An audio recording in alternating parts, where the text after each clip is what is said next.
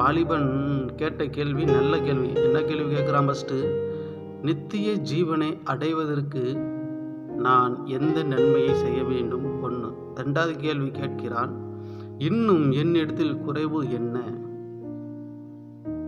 இயேசு மறுமொழி கூறுகிறார், நீ போய் உனக்கு உண்டானவைகளை விற்று தரித்திரருக்கு கொடு, அப்பொழுது பரலோகத்தில் உனக்கு பொக்கிஷம் உண்டாயிருக்கும் என்றார்.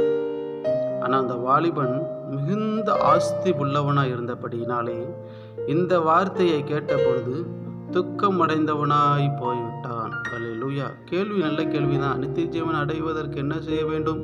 என்னில் குறைவு என்ன என்று கேட்குறான்.